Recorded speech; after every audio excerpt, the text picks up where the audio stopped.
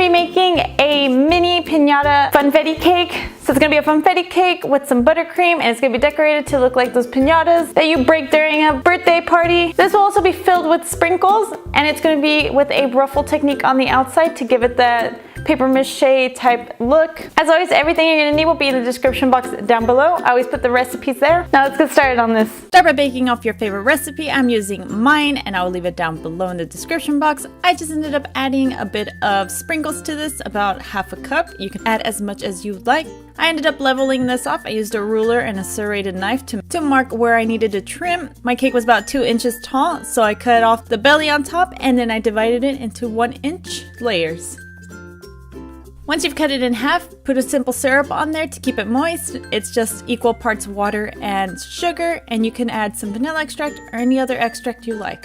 Let them sit for a bit, and then we're gonna take out the center of 3 of our pieces. I measured my cake to see where the center was, and then just punched out that center. If you don't wanna add a sprinkled center, you can just skip this step and just stack your cakes normally. So then I added a little bit of buttercream on the board, and then started adding some buttercream between each layer. Here's my first layer, and then I added my second layer to this, did some more buttercream again. And then my third layer, added my buttercream, and I will leave my recipe for my buttercream in the description as well. And then I filled this up with my sprinkles. And then with that last layer that we didn't punch a hole out of, we add that on top, and then we're doing our crumb coat. So it's just a thin layer of buttercream on there. And then I just smooth this out, and once you've smoothed out the cake and had your crumb coat on there, just stick it in the fridge or freezer for 15 minutes. You just want to chill and let the frosting harden. I got my colors. I'm using yellow, orange, pink, and blue. I will use the pink and blue to make the purple. Divided about a scoop of frosting per color. And then I'm using a piping bag with a 104 tip. This is my first time doing a ruffle cake, so I wasn't too sure how to do it. It started off kind of spotty.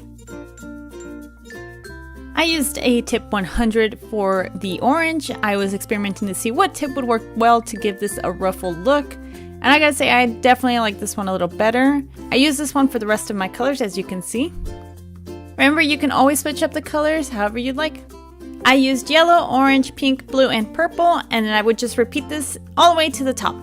So as you can see here, just with a steady motion, you're gonna lift and drop to make these ruffles. This one started to get bright, but I wanted to show you guys how I finished it. I just did that purple layer in the center and stacked it up. And here's how our cake looks. I also cut it up so you can see how the sprinkles look coming out from the center.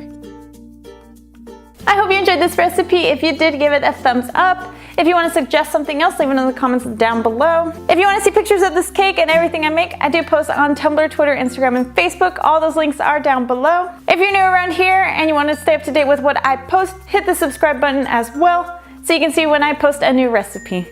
Until next time, stay sweet.